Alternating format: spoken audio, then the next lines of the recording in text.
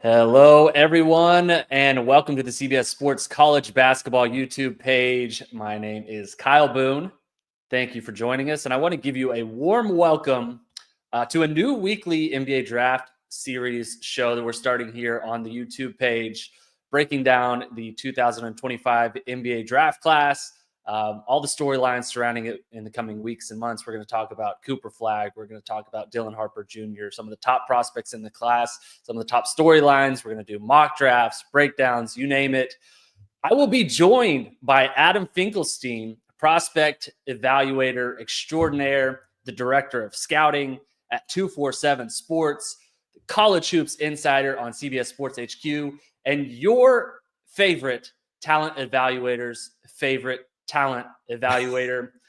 Adam, so good to see you, buddy. I am so excited to talk about some NBA draft on this show. We're jumping in actually today with a lottery mock draft. Everyone loves mocks, of course. So we're going to have a bunch of fun with this, but let's set the table here first and get familiar with this class, kind of big picture, because there is so much to like about this class. There's so much to break down and discuss. I'll throw it over to you. Tell me a little bit about Cooper Flagg, and we can kind of go back and forth before we jump into this mock draft. All right, let's do that. But first, 10 seconds, just so I can say how happy I am to be joining you. Nicest man in America, writer extraordinaire, just all around outstanding human being. So this is going to be a lot of fun. As it relates to Cooper Flagg, I think this is how we can tie this all together to start. There is a lot of interest in this draft. Last year's draft, we all know, wasn't very good. This year's NBA rookie class is kind of living up to expectations in the way we expected. This year's draft, there's a lot more interest, and it's because of, first and foremost, Cooper Flagg. He took high school basketball by storm. It began in the spring of what was then his sophomore year, where he put up huge numbers playing in Nike's E16 with his local Maine United team, even though he was at Montverde Academy. He reclassified because he was old enough to be one and done eligible by skipping a grade of high school by about a week. He's got a late December birthday. So he is at Duke because, thanks to Kelly Flagg, because if he were born a week later, I think he wouldn't be one and done eligible, so he might still be in high school. He has been at Duke this year, I would say, every bit as good as advertised. This is very much what I expected, just the complete versatility and impact on winning. And on top of that, he's clearly getting better as the season goes on. So 6'9", hate to label him with just one position, but I think you can call him a forward, you can call him a wing. Some people have called him a point forward. He checks a lot of different boxes. And there is a huge amount of interest in him and by extension this draft. So thank you, Cooper, for helping generate interest in the draft, because Boone and I love talking about it. Yeah, absolutely. And Cooper is right now the clear kind of consensus number one prospect in this class. We'll talk about him in our mock draft, of course. We'll talk about Rutgers. They have a pair of stars who are freshmen in Dylan Harper Jr. and Ace Bailey. We have some international players who are playing college this year, Kasparis Jakučionis and Yegor Dimin at BYU. And we also have some international players, true international players on the class as well. Nolan Trior and Ben Seraph, among many others. So we're going to jump right into our mock draft here in just a moment. But first, we've got Nada producing the show.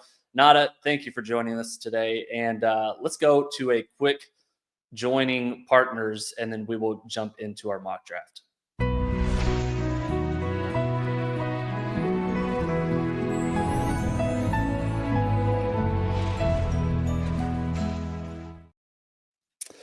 God, the Masters coming up. So great. I love seeing Masters advertised. Yeah, it's so great. All right. We've got a 14 pick lottery mock draft on deck. We've already made our picks, so we're going to run through them and talk about the prospects a little bit. The draft order we simulated using Tankathon. Absolutely amazing website. Spend way too much time on it. And you are up at pick number 1, picking for the Washington Wizards, Mr. Adam Finklestein. So number one right now is Cooper Flagg. This I don't think is very debatable. Although I will say that he has gained some separation from the field in the last 2 or 3 weeks. Obviously, as I said, he's continuing to raise the level of his game. Dylan Harper emerged as the primary candidate to start, but I suspect you may be talking about him shortly. Cooper, again, 6'9", highly versatile. Hugely impactful defender and two-way player, very good passer. The kind of the swing skills, if you will, are the shooting, which has continued to trend up. Did a thing earlier in the year on him about kind of the varying release points he has. He tends to elevate if he is pivoting into his shot or shooting off the dribble. If it's a spot-up shot, it's kind of a set shot, so it's somewhat ironic there, but that's a variable that scouts are looking for. And then the self-creation. We saw earlier in the season in that Kansas game, he's very reliant on it was the Kentucky game, very reliant on the spin. Mark Pope had Kentucky expecting it. They stole the ball and won the game because of it. You've seen him try to get away from the spin more in recent weeks. You can almost see him trying, like his instinct is to do it, and you can almost see him trying to get away from it. But just, and the other thing I would add on top to put a bow on it is just an elite competitor. I mean, this dude, we used to call him like an assassin in high school, and like in the best way possible, like just the guy you want on your side when it comes to like who wants it more. So checks a ton of boxes, number one pick in the draft right now. And until about 3 weeks ago, he was 17 years old. Crazy to think about. Yeah. And the clear number one for me as well. That's who I would have selected. This is not maybe an adjective that he would want attached to him, but he's got some sass to him, right? Like Cooper Flagg's a little bit sassy. He plays with an edge. And when you watch him play, obviously the production is there. He's leading Duke in basically every statistical category, but just the edge that he plays with, the attitude he plays with, it really translates to the college game at a high level. And I think we're going to see that translate to the NBA level as well. So Cooper Flagg at number one, not surprising there. I am up at number two for the New Orleans Pelicans.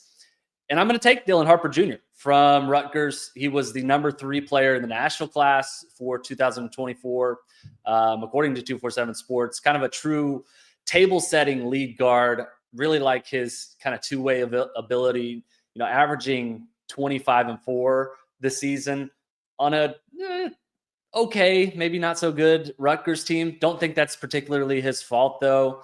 A southpaw can finish with either hand. Really good kind of scoring and shooting touch. Good pacing to his game. I love the way that he kind of handles his business, and he never feels like he's like playing rushed or sped up. And I think there's a lot to be said about that. There's certainly, I think, a lot to like about Dylan Harper. And, I think at number 2, the Pelicans would be wise to kind of take the pick here with Dylan Harper Jr. Here's what I would say about him, Boone. I said coming into the season that the swing skill for him was the shooting. And the shooting has really taken off, especially in the 2 to 3 weeks before he got that illness at the tail end of December. And if the shooting we saw during that month proves to be sustainable, it unlocks a ton of things for him, because he's proving to be a big, legit lead guard. He's got good size. He's got good length. He's got good strength. He's got good balance and body control at the rim. And he's got a terrific kind of mind for the game.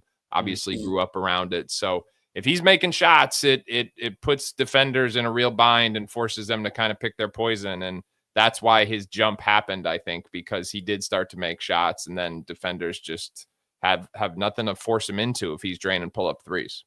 That's right. That's right. All right, you're going to be up on the clock here at number 3 for the Charlotte Hornets, picking for Mr. Nada Edwards. Number 3, who are you taking? Yeah, the producer Nada, big Charlotte fan. So I'm going Ace Bailey. And coming into the season, I thought Ace Bailey was the only player who had a real chance to knock Cooper Flagg off that number 1 spot. Reason being is because I think you can make an argument that Ace Bailey has the highest upside in this draft. When you talk about the overlap of his positional size on the wing, the extreme shot making, and then the high level athleticism. That is an archetype that is in such high demand right now in the modern NBA that it's somewhat counterintuitive that 2 months into this college season, there's suddenly this wide range of opinions on him. And why is that? It's because He's got a real low assist rate that's giving, evaluators some Cam Whitmore PTSD. And there's just like, for a guy who's as athletic as he is, there is a surprising lack of rim pressure. And we saw this in high school. He's going to settle for the 16-foot turnaround jumper, the 18-foot step back. And sooner or later, you just want to see the guy who's the biggest wing on the court, the highest level athlete on the court, get down the rim and dunk it on somebody in a half court game. He'll do that in transition. But we want to see a little more rim pressure. So there's been some, there's been some inconsistency there, but his upside is still extremely high. And so he, to me, is who I would have at number 3. Yeah, I agree with you. No complaints here at number 3. I think he's got a ton of upside, a lot of ceiling there. I would definitely take Dylan Harper Jr. over Ace Bailey, as we did here in this mock draft. But I think top 5 prospect in this class. I am up at number 4, picking for the Toronto Raptors. And I'm going to take Kasparas Jakučionis from Illinois. Maybe a little bit higher than you might have expected. But this is a guy who I really like. Even in the preseason, Illinois was talking this guy up like he was the second coming, and think he might be the second coming. I don't know. We'll see. He's from Lithuania. He is starting right now for a top 20 Illinois team. Good size, good passer, crafty with the ball in his hands, shooting 41.6% from 3-point range on the season, averaging 17 points, 5.5 rebounds, 5.5 assists. Had 21 points and 5 assists this week, coming off an injury where it wasn't even, a certainty that he was going to play. And Illinois just wiped the floor against Indiana in a way that was like historically bad for the Hoosiers. So, I like his edge. Go ahead for the Hoosiers. It might be beginning of the end for Mike Woodson. We may have a column up on that on CBSSports.com. Would recommend you check that out. But yeah, Jakučionis was in no small part a huge reason for that blowout win, and he's been tremendous this season. He's continued to improve. The shot is definitely translating, and obviously the feel there at his size as kind of a lead guard. I would take him at number 4 for the Toronto Raptors. Yeah, he's 4 on my board as well. He was 4 on my mock that is also up on CBSSports.com.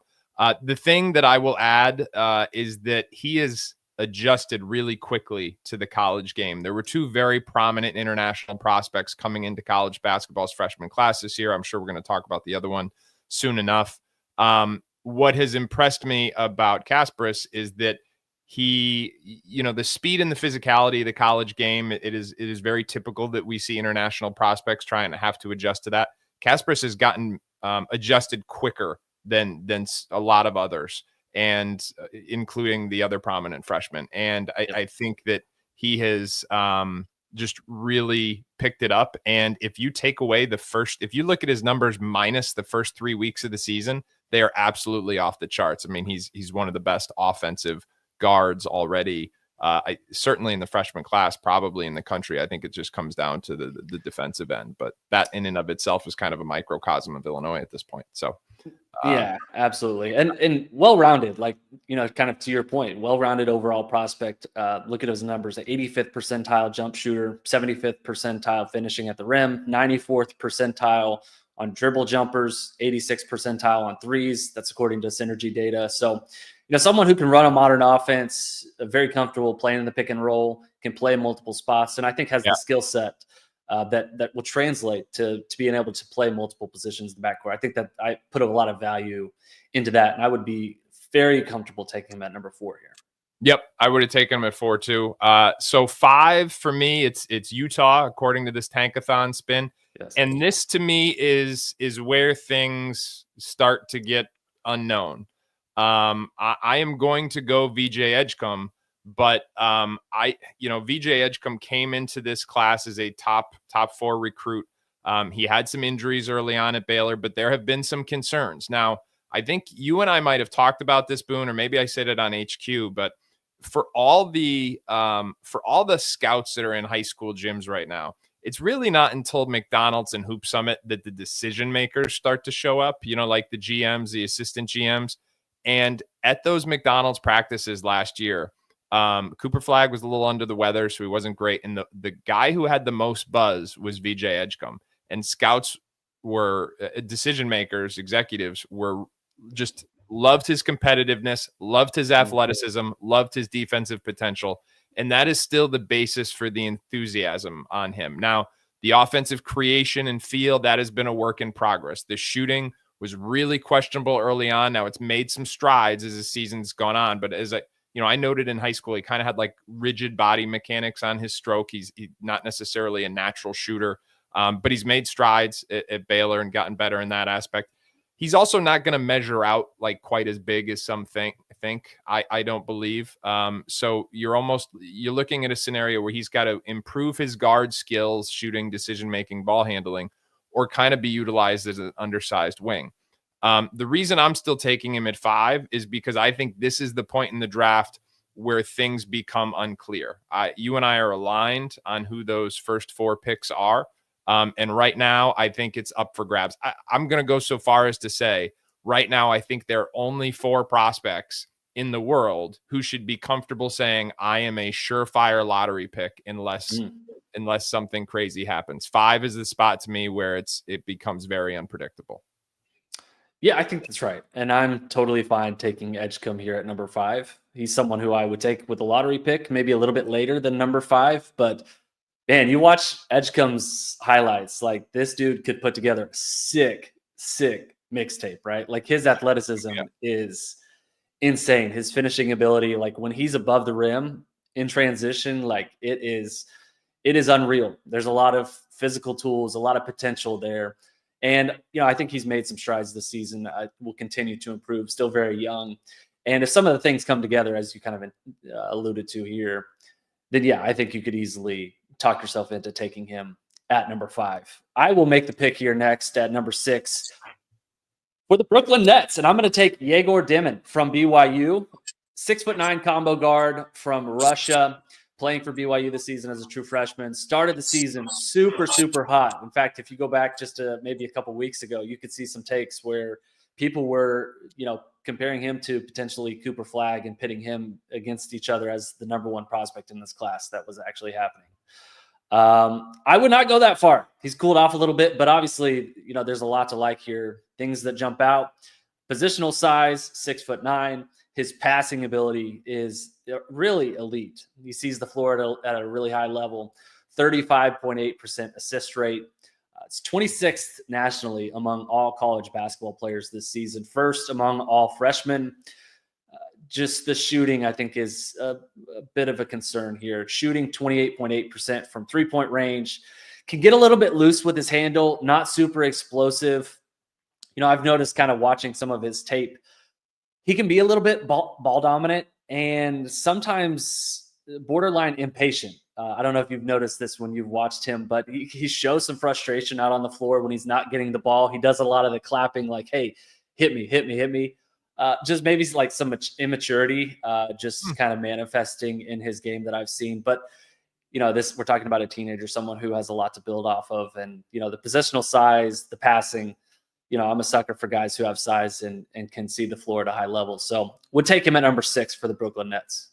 So he is admittedly lower on my board. I was at the Providence game, which was his worst game of the season, in the beginning of a slump for him. And then he had a little injury. But I think the things that concern me are, first of all, let's start with the obvious, which you said: great size and an elite passer, elite feel.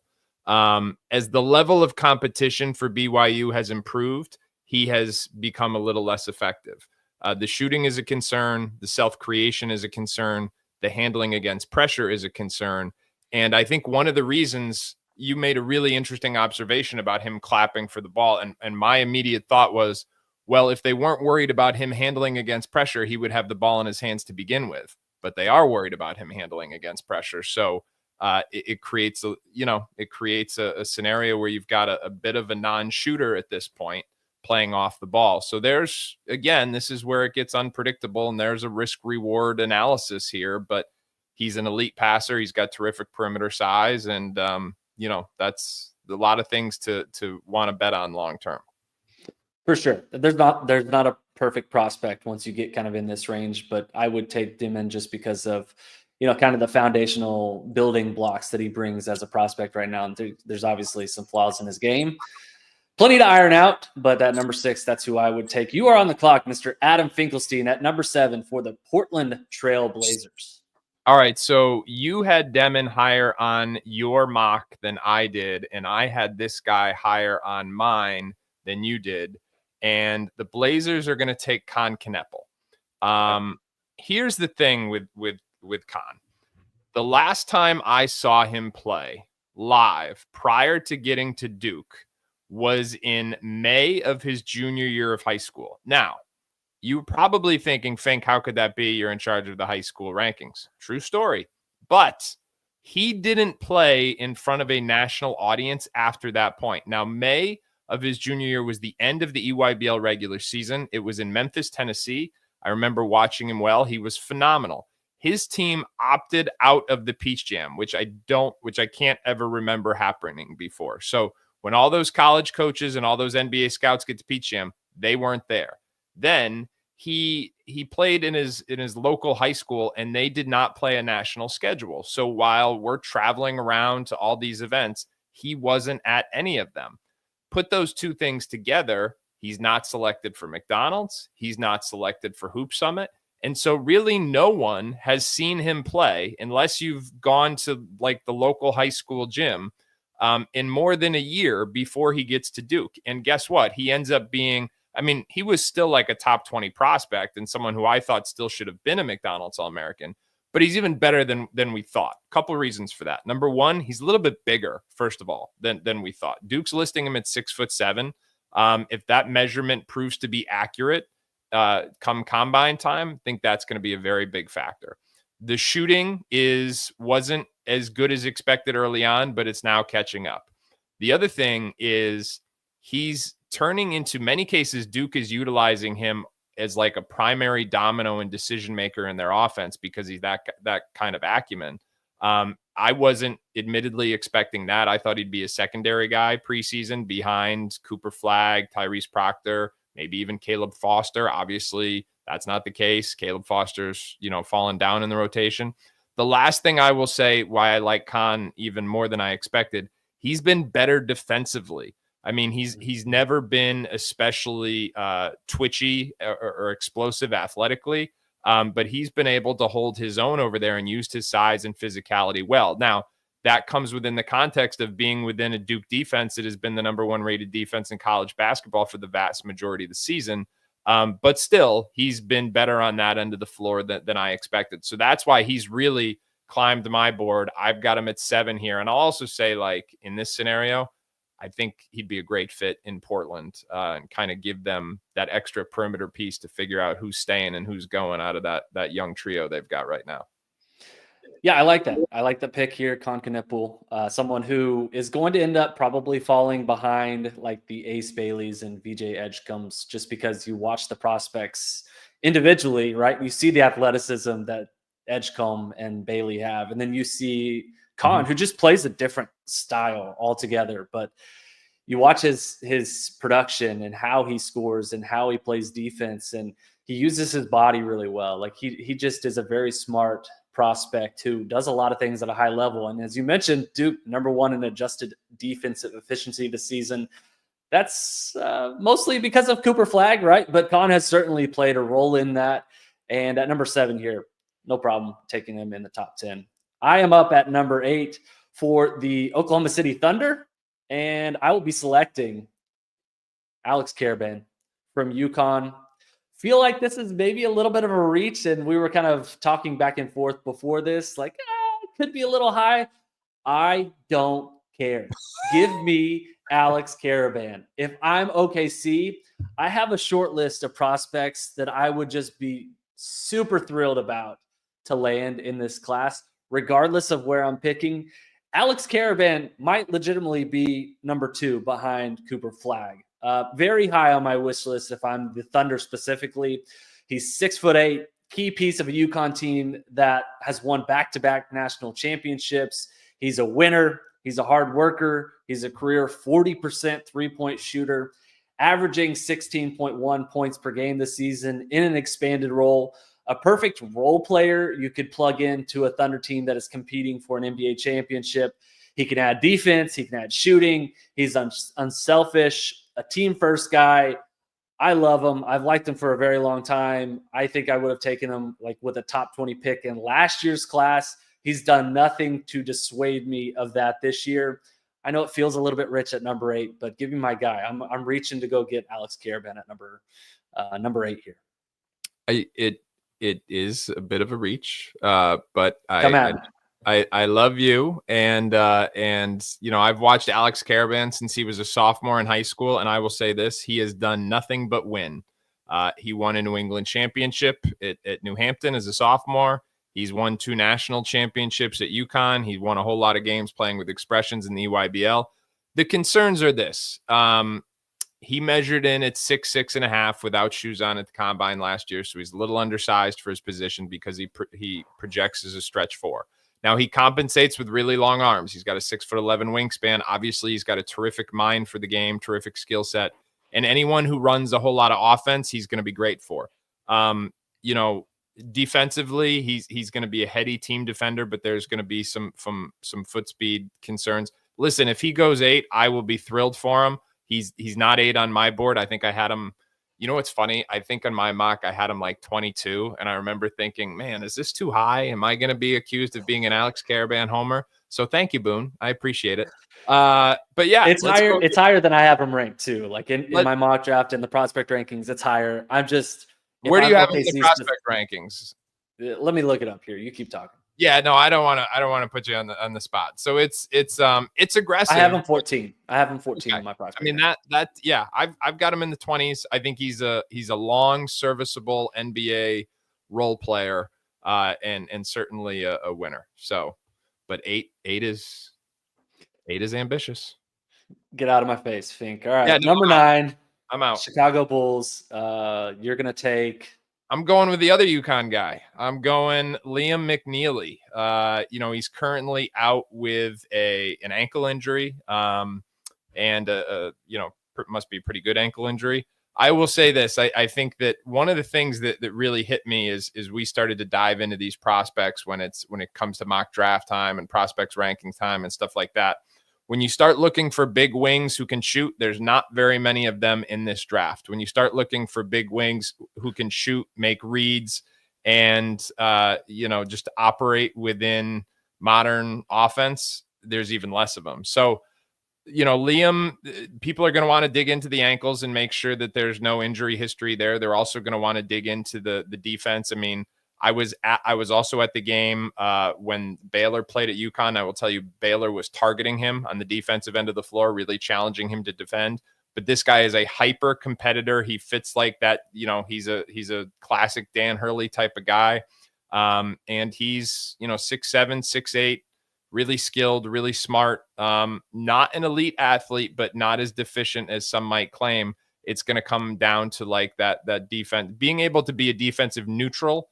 If he's a defensive neutral, I think he's still in my lottery conversation. I'll also say this, like watching UConn, if you're just checking the stat sheet, you don't get a full appreciation for him. Watch the way the UConn offense flowed with him. Watch the way the UConn offense has flowed since he's been out. Not the numbers, just watch the tape, and it's vastly different. He's a true test case, right, Fink, for like a YKB test. Like, ball. Do you know ball or do you not know ball? Because if you know ball, you like Liam McNeely in this class, like just plain and simple. And this is a guy who's a winner. Like, I think we probably overestimate the value of a guy who's won, but he's done it at every level. And I really like how he went from, being on a Montverde team that was like one of the most talented in high school history, right? Yep. With Cooper Flagg.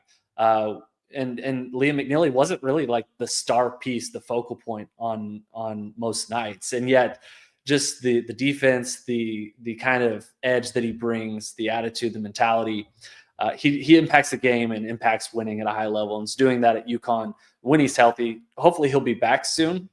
I like Liam McNeely at number 9. I think that's good value there. All right. You like that pick? I do. All right. You're on the board at 10. Yeah, I'm on the board at number 10. I'm picking for the Golden State Warriors, and I will be selecting Trey Johnson from Texas. A scoring wing, super polished scorer. He's averaging 18.7 points per game on the season, shooting 41% from 3 as an 18-year-old freshman, still very, very young. A lot of polish, high usage rate guy, scoring archetype, kind of like a bigger Lou Williams, just like a true bucket getter. Yeah, I think there's going to be some concern here, and why he's slipping to number 10 in this mock draft at least is, like what else is he going to bring to the table beyond scoring? Yeah. You look at maybe the passing numbers, not particularly inspiring. I think there's going to be some questions about how his game will translate to the NBA level, but the ability for him to just go out and get you a bucket, someone who could be like a really good off the bench microwave scorer. I like that. Maybe you don't ask him to do too much. And, I think maybe that's, if that's what you're drafting him to be, maybe at number 10 is a little bit too rich, but I'm hoping, kind of on the upside that yes, he's still super young. Yes, he's a great scorer. And I'm hoping that he can add more to his bag kind of as he matures, as he fills out and makes the leap from college to the NBA level. He's been more efficient at Texas than I expected. He's got, he's got a ton of responsibility there. He's been able to manufacture offense and done it more efficiently than I think the vast majority of us expected. He's got good positional size for the NBA. He started to fill out the two things, and you said one of them. What else does he do? And, more specific, like if he's not scoring, how does he impact the game, or do you just need to take him off the floor?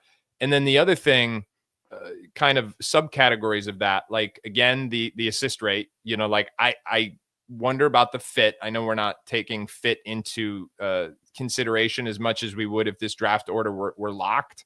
But Golden State's a program of ball movers. Trey Johnson is not a ball mover. And then I would love it. And I've said this since he was in high school. He's a guy who needs the ball in his hands. And I would love it if he learned to play off screens a little bit. He wants to handle and cross you up and step back and shoot off the dribble. And he has not yet, for as good of a shooter and shot maker as he has not yet mastered the nuance of being a movement shooter off screens and having, being the type of guy who can open your playbook that way. Which is why I have him behind like Liam and guys like that. But I do have him in this range. I think this is very fair to have him right around 10. Yeah, he's a one-on-one guy. He wants to face you up. He wants to get in his bag and try and create for himself. So, yeah, certainly I think there's a learning curve there as well. Hopefully Trey Johnson can fill out. I really like him as a prospect, and very, very young, very exciting prospect. Would be an interesting fit in Golden State. You're up at number 11 for the San Antonio Spurs, who have picks number 11 and number 12 in our mock. Okay, so you and I are splitting this one. We'll be co-authored in the San Antonio front office. I'm gonna go Asa Noel here, and this is more of like an archetype pick. I'm still admittedly. I'm not totally sold on Asa yet. There's some things I'm still trying to be convinced of. But in theory, he is someone that at 6'11" has two-way versatility. And in the modern NBA, next to someone like Wemby, that could be really well utilized. And what I mean by that is offensively, he's got bounce around the rim and he can be a lob threat. He also has shooting touch and shooting potential. I'm not as sold. I don't know that he is an NBA ready shooter right now, although I suspect you're probably gonna get the numbers for me, but I'm not sure about that. He's more of like a shooting potential than an NBA ready shooter. But if he can do those things, if he can be a lob threat and a 3-point shooter, now he can space the floor in two different ways. Again, that is the number one thing they need next to Wemby is floor spacing. Now, defensively, at 6'11", he also provides some rim protection. That means you can go let Wemby roam. That's how they played him initially. They played him at the 4 in his rookie year, and they let him be a roamer. Now they've moved him back more to the 5 on the defensive end. But if you've got him next to someone like Asa, he can roam a little bit at times. And the other thing is Asa is mobile enough where he can get out and guard pick and rolls in different ways, slide his feet, relatively speaking, on the perimeter. So he's got versatility on that end of the floor as well. That is the line of thinking. If you are a believer in Asa, is the two-way versatility. He's had a terrific season to date, and I think he's helping himself this year at Georgia, but he's still got more work to do. So I like that one for San Antonio in a front court where I think like Jeremy Sohan is the other primary young asset around Wemby at this point. Yeah, I like that. This is a little bit of an unconventional pick, right? Because people who are going to be doing mock drafts will see San Antonio and immediately rule out having a big man go to San Antonio. I like your rationale for that. It makes a lot of sense. Asa Newell checks a lot of boxes. He's shooting around 30% from 3 this season, 41st percentile as a jump shooter. So I think there's some room for improvement there, but finishing at the rim has been elite, 93rd percentile according to Synergy data. So I think there's still some room for him to kind of grow and fill out as a prospect. I like him a lot. At number, let's see, where are we at here? We're at number 11. You're making the next pick for San Antonio. Okay, good. Give me Nolan Traore at number 12 for the San Antonio Spurs. This is a pick that I made in part because you took Newell. I think I'm going to add a guard here because hopefully we can fill out some of this roster. And this is me kind of buying the dip with him. He's out of France. He's been a little bit up and down this season for San Quentin. After entering the year, like as a guy who I had as a top 5 prospect. Everybody in did. This class. Yeah. And there's some real concerns here. And I think there's a reason why he's slipping. 23.2% on 3-pointers is a big reason for that. The shooting has fallen off. The shooting touch has really fallen off. Seeing that kind of in his finishing numbers. And, I think some of that is maybe a little bit of confidence has been shaken a little bit as well. But hope here is that his shot rebounds. I like his passing ability. Hopefully he will measure out fairly well. And, the premise obviously with Traore is, a really good shooter in time, adding to his passing ability and someone who can be kind of a creator, passer, an offensive hub for your NBA team. Adding someone theoretically with someone with that upside next to Victor Wembanyama, I think would be a really fun pairing. I have no arguments, but I offered this as an alternative for your consideration. And this is what I mocked in this spot. And this is aggressive, admittedly. I think this is higher than anybody else has this player. I think they need a lead guard. I don't know if Steph Castle is the solution there or not. Like I don't mean that tongue in cheek. I'm saying legitimately don't know if they expect him to be an off-ball player or their point guard of the future. I think Boogie Fland is intriguing here because he gives you someone who has on-off ball versatility. So he would fit next to Castle and he's got more shooting. The 3 months ago, we would have said Traore has superior paint touch ability, but Boogie's really grown in that area. So again, I know it's aggressive, but I was intrigued by the Boogie fit there because I think just floor spacing around Wemby is vital. But Nolan's going to be really interesting because he has slipped. To your point, he was like a consensus top 5 guy a few months ago, as according to the media. And he has not had a great season, although he had a good game yesterday. So, and there's also that French connection there, right? With Wemby, like those guys are going to be Olympic teammates for the next 2 decades. So maybe Wemby just says like, hey, that's my guy. I don't know.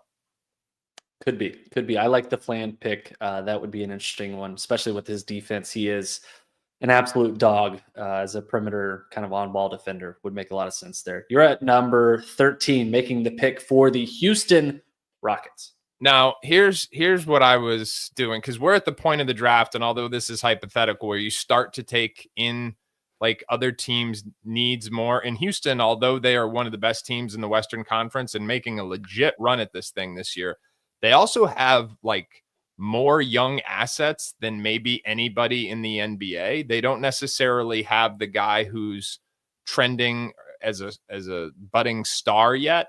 But when you go through their depth chart, they have a future guy at every position on the floor who's 23 or younger.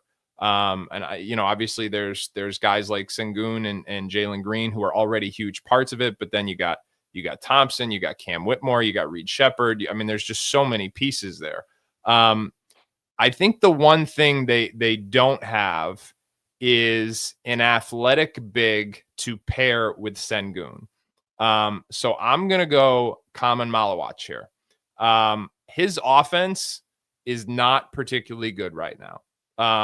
But with his size, it's 7 feet plus, with his wingspan at a reported 7'6", and with his movement skills at his size, there are moments where you see him protect the rim and scramble around the floor defensively. There's moments where you see him guard a ball screen, not necessarily in a deep drop, but at the level of the play, and then recover back to protect the rim.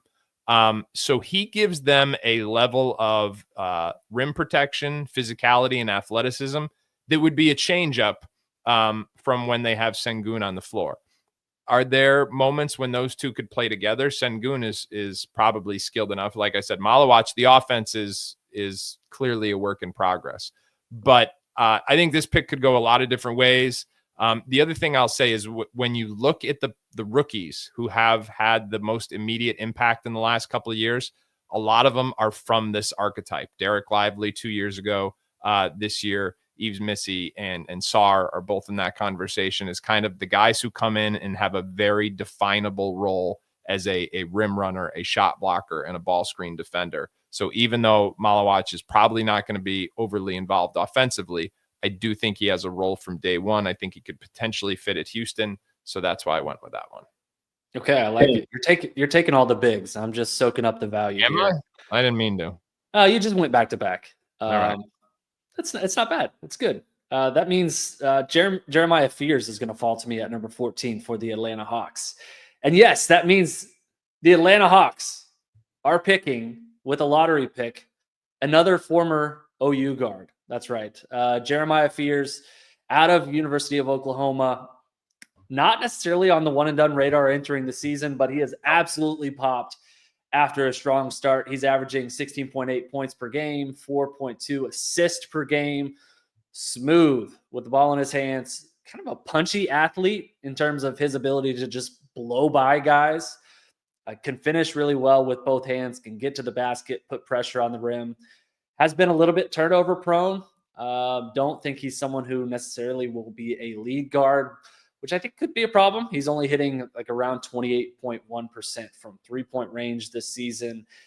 And I think he's losing some shine as well. OU has struggled a little bit after a 13-0 start. They've lost 4 consecutive games in SEC play.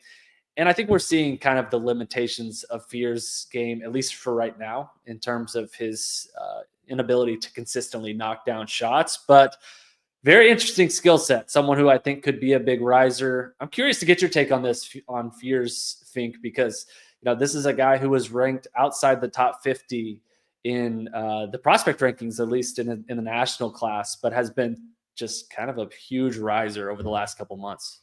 Yeah, I know. We should have had him higher. Here was the he's been the most pleasant surprise in the freshman class so far.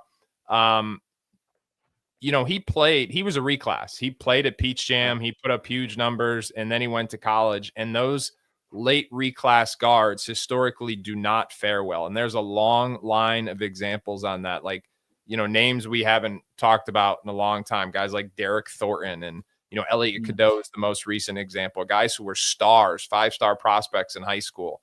But just, it's when you skip steps, especially when you're a guard, it's hard. So he has proven to be the exception to that rule. First 6 weeks of the season, he was the most pleasant surprise in the freshman class. Whether or not he can sustain it, that is the big question. He's at an Oklahoma situation that is really good for him because he's got volume, he's got freedom, and he's got spacing around him with enough shooting. So let's see. I mean, I think that maybe it's going to even out. That would be my suspicion. I did not have him in the lottery. If I hadn't, and let me be clear, like in high school, he always had a lot of game. Like, I don't want to oversimplify it or act like there were limitations, but he was someone like you'd watch him play and you're like, man, he can do a lot with the ball. got good pop in his legs, the whole deal. It was an efficiency thing and it was a volume thing that were the concerns. Those are still the concerns, but he's been able to play through it. So I'm open-minded that maybe we had him too low and he's going to prove us wrong. I also think there's a real world where if he does regress to the mean a little bit, coming back to college basketball might not be a bad option for him. He would return to kind of his original class. Again, most people thought he'd be a senior in high school right now and has a chance to, if he can clean up some of the turnovers, improve some of the shooting, keep trending in the right direction. But man, credit to Fears. He's been way better than anyone could have anticipated so far. Yeah, for sure. And I don't think anyone coming into the season thought that he could potentially play his way into the lottery discussion. So, no. You guys were, I wouldn't knock you guys at all for, no. He's been better than we expected. Let's credit where credit's due. That's the name of the game. Absolutely. And you know what? If Porter Mosier could get him back for another year, I'm pretty sure he'd be pretty thrilled about that. We'll see kind of where Fears shakes out over the next couple of weeks. I think is an interesting one where, he could end up rising into the top 10, but it could end up being a case where he kind of falls back just a little bit. Some of the questions that we have surrounding his game, the turnovers, the shooting, starting to manifest as well. Hopefully OU will be able to bounce back and Fears will be able to kind of lead that charge. That is it for our lottery mock draft. Adam Finklestein, how do you feel about your haul? Like I said, I feel good about the first four. And then the caveat I would tell everybody, and I wrote this too. I was like, hey, for all you kids, parents, and agents reading at home and saying, oh, I'm 7th in the mock, like understand, unless you're 1 through 4, it don't mean squat right now because nobody has, you talk to NBA scouts, you talk to the executives, you talk to even the agents, everybody acknowledges it. Like, hey, the depth, there's not the clarity of in the depth of this class just yet. People like the top of this draft. But we're working to see how it's going to fill out like 5 to 30, I mean, that's the part that is still up in the air. I love it. I love the uncertainty. That's fantastic fodder for a weekly NBA draft show. Just so happens we're going to be doing that every week. So please, if you're watching this right now on YouTube or in the audio feed, continue to stay up to date with us. Subscribe wherever you're listening to this.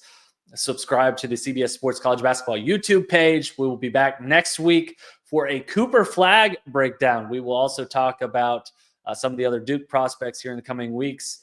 We'll be tracking Jeremiah Fears, Dylan Harper Jr., Ace Bailey, all the top prospects. So thank you for joining us, and we will see you guys next time.